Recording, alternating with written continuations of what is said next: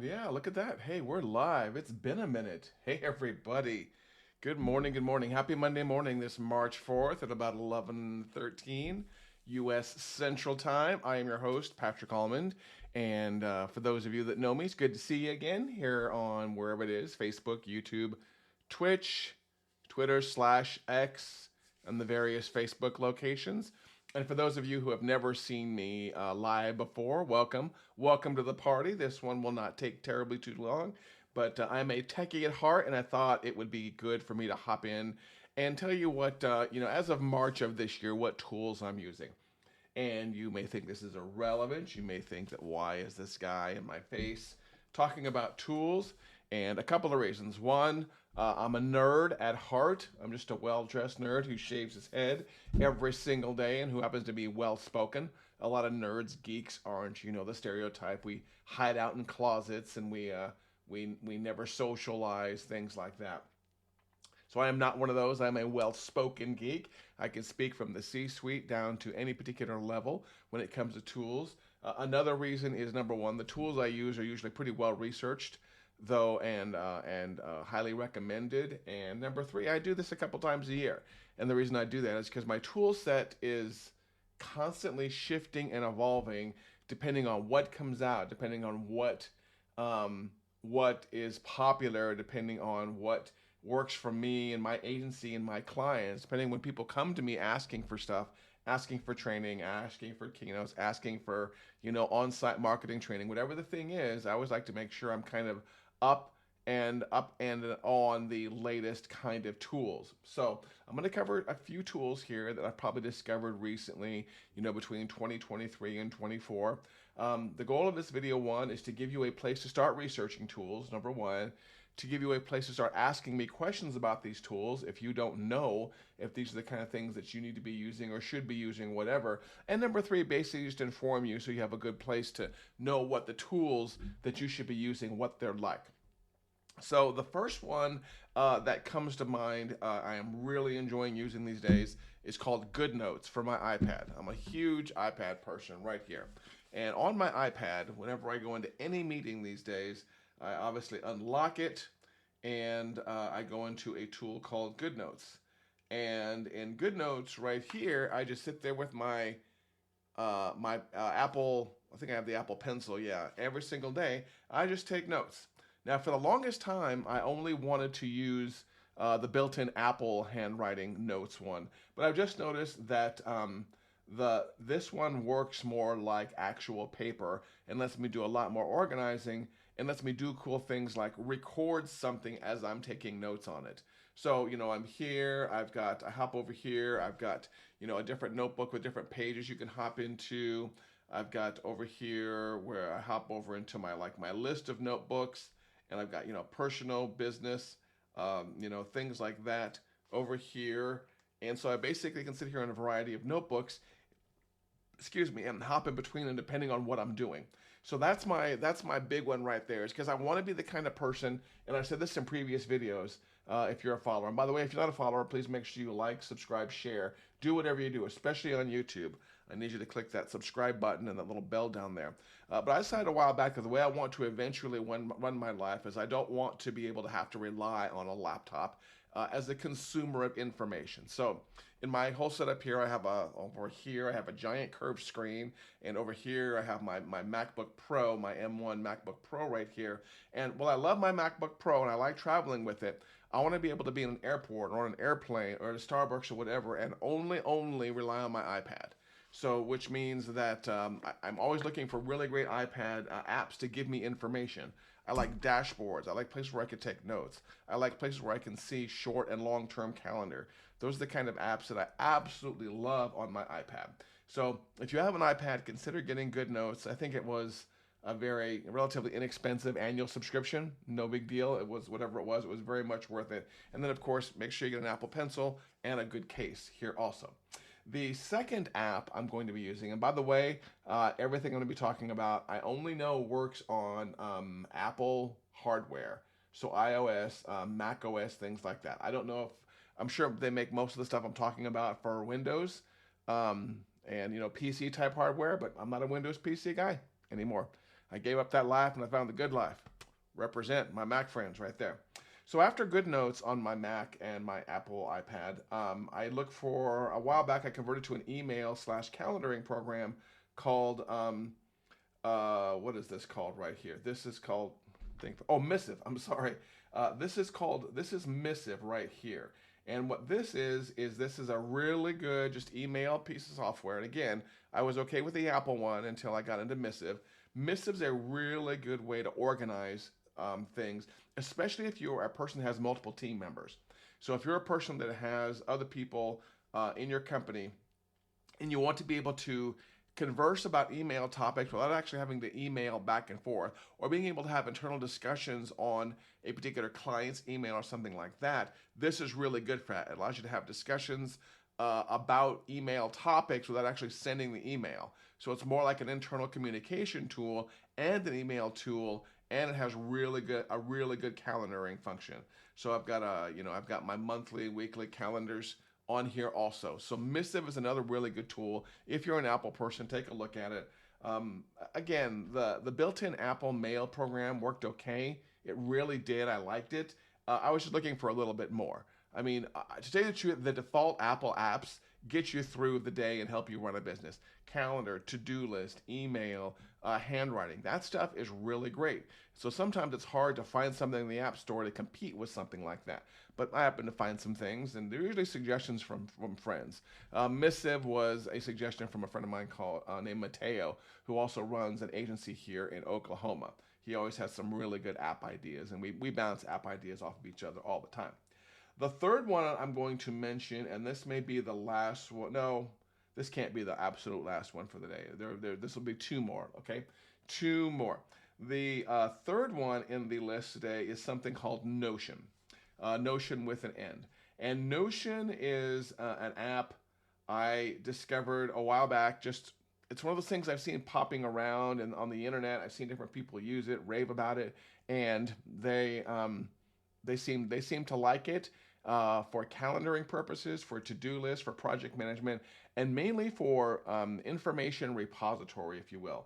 So there's a quick homepage of my Notion right there. But basically, what Notion is Notion is a place where I work on client SOPs, where I maintain my list of clients and my attributes about them, and where I basically just dump company procedures. So internal, external company procedures. If it takes, if something requires 10 steps, I'll hop in the Notion, I will drill down to that client and some subcategory under that client, and I will take notes in there about what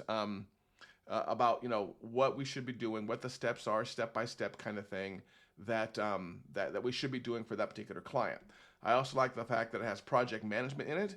So a basic, task list, Gantt chart kind of thing, which is really making me reconsider my usage of ClickUp, which I really do like.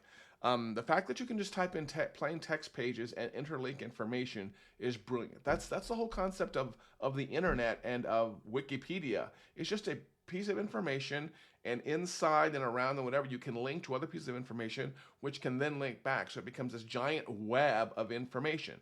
So imagine having your own Wikipedia, except for internally, and being able to control permissions about who can see what. So that's what Notion is the ability to organize information, to index it. It has built-in AI features, so you can put in a bunch of company information about a client and then say, hey, AI tool, summarize this darn thing, and it'll summarize it for you. So I'm getting more and more in the world of AI, consuming a bunch of client information and then summarizing it for me. I also like the fact that they came out with something called Notion Calendar, which is really cool. So I told you over here I was using Missive for my calendar, right? Well, I have to admit, a little bit of a confession, I'm actually using Missive in combination with my calendar in Notion. So over here in Notion, and it won't look that great on iPad, it looks much better on desktop, but over here in Notion, there's something called the Notion Calendar, where I can hop into Notion Calendar and say, obviously say, what do I have going on for X number of days, but the desktop version is really cool because you can look at it from a month perspective, and it's also really good about keeping what's coming up next in front of you. So on my Mac here, you can't see it. On my Mac here, I've got an appointment that is ongoing until for the next 4 days, 14 hours and 36 minutes. You can't see it here, and I'll do another session later if anybody wants to see what I'm seeing. But I've got what I have going on today, here, tomorrow, all the way through, it looks like Sunday, March 10th, which is just a week minus a day from now. But I can very easily see everything in one giant long list of what I have coming up, along with a forecast for each day, which is really cool. So Notion and Notion Calendar are ones I highly suggest you check it out. The basics of Notion are free. I was able to get a whole thing up and running without paying anything, but now I'm a paying Notion user. And I'm feeling that Notion Calendar is going to become my new kind of default calendar, if you will. If I put everything, if I take all my tasks that I use over in ClickUp and I put those in Notion, and I have all my client information in Notion, it just kind of makes sense that that would be the main project management tool that I would use. I have to admit, I have a little bit of an addiction when it comes to calendaring and planning tools. I actually have on my Mac right now, I have the Notion calendar, I have the Missive calendar, and I have this other popular one called Motion with an M. So talk about confusing. I'm using Notion with an N, and I am also using Motion with an M and N. Motion's kind of cool. I don't think I'll be using it long term. Motion is basically this app where you define all your projects and your tasks, personally and professionally, and Motion will just rearrange stuff into empty spots. So after this live, if I have half an hour of nothing on my calendar, Motion will look at my project list and say, oh, you were supposed to build this sales page. It's going to take you 20 minutes. You've got half an hour over here. Why don't I drop that in there for you? And if I don't mark it as done because I was doing something else, let's say I was having a bowl of Cheerios, I can then, Motion will then say, oh, not done. Okay, I'm going to find the next half hour and put it in there. Now imagine doing that, but all the available slots on your calendar, and then all the available projects and tasks you have. So it's constantly manipulating stuff based on the priority you give it, based on whether or not it's personal versus professional. But mainly the main differentiator, I think, is the how important it is kind of thing. So it knows that a 1 hour long high priority task needs to be scheduled and completed before a 10-minute very low priority task kind of thing. So Motion is pretty cool. I'm just not quite sure how much I like it. The idea of something just constantly rearranging my calendar. And it's one of those apps that pops up when I restart my computer. It comes up full screen. So when I restart my computer, Missive starts, Notion starts, Notion Calendar starts, and a Motion starts. So because Motion only does the calendaring function, I may kind of scrap that. Actually, I'm probably going to scrap that in terms of either using ClickUp and Notion or using 100% Notion. I'm feeling 100% Notion is what I'm going for because it does have the calendaring functions there.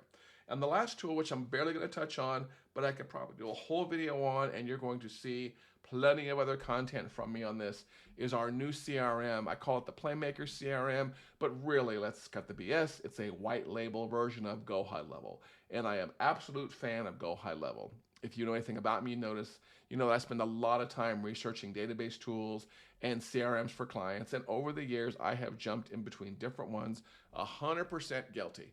But as an agency and as somebody who loves all-in-one tools, Go High Level, as I think they've really won me over. I've got several clients on it.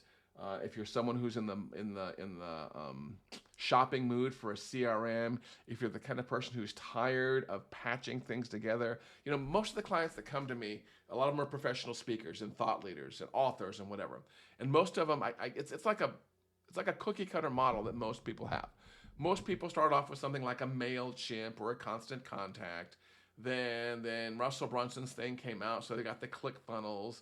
So ClickFunnels, you buy something, and then it pushes over here to MailChimp, and yada, yada, yada, you got these two. Then you've got your WordPress website over here, and maybe you have another website or two in Wix or something else. You've got all that, and then maybe you've got a couple of other tools here and there to keep track of your opportunities. So maybe you have like a Pipedrive or a Pipeline kind of tool or a Close.io tool. I mean, the usual person that comes to me has a tech stack with anywhere between 5 and 10 different tools in it. And not only the tools, but the little connectors. So like Zapier and Plus this and things like that. These are the tools I call the connectors, the ones that kind of hold all the big tools together. Go High Level just gets rid of like 80-90% of the tools all the clients come to me with. And these days I got clients coming to me all the time wanting go high level because it reduces their cost, and it reduces the number of bills they have. You'd think those two would be synonymous, but they're not always. And because more information is in a single place, the intercommunication and the sharing of information and the ability for you to make decisions based on really good up-to-date data is really awesome. So I'll be talking more about go high level as 2024 goes on. I've been using it myself for somewhere between 6 months and a year. I don't know exactly when. And now, like I said, I'm deploying it to all clients. So it's definitely something you want to consider using. If you like all-in-one tools and you want fewer bills and you like keeping more of your money. Hey, if there's a tool that you know I'm using or that you're using or you think I should check out, do me a favor, leave a comment below and I'll install it and check it out. Because I'm all about learning this technology stuff. It's how I've made my money over the years, is just installing a ton of tools, figuring out what works, what doesn't work. So if you want me to check out something of yours, please do, number one, subscribe and make sure you turn on notifications for this. I definitely need your subscriptions because obviously I'm not making any money off of this. I'm not one of those big YouTubers. So if you shared my content or subscribed, I would really appreciate it. And I would also like a comment from you to see how much this has been useful for you. I don't go live too often and I'm upping my content game. So we're going to get back into this. Usually I have a cup of coffee and I will stream as long as I have a cup of coffee. Today, it was the protein drink. And there's a little bit down in there still, a little bit of the protein drink left. Yep, I polished it off. It's gym night here in the Almond Body, and there will be very high protein meals during the day, and then lots and lots of reps tonight. So I'm going to get started on that. But thank you for hanging out with me for about looks like past 15 to 17 minutes. I hope this has been useful for you. If you are not watching on YouTube, this will be on YouTube afterwards. And I'll get a nice thumbnail up for it and a title for it. And for those of you that did stick around the entire time live, thank you very much. I appreciate you. And hey, March is starting off. The weather's starting to get good, which means our attitudes are going to improve. We're going to get outdoors more, and we're just going to be nicer to each other. And it's unfortunate that the weather affects that, but it really, really does. So get outside, enjoy the weather, go out and be a playmaker. I'm all about creating playmakers, and I will make you a playmaker before the year is over. Thank you for watching. Let's get some coffee in you, and let's kick some ass this week. Take care.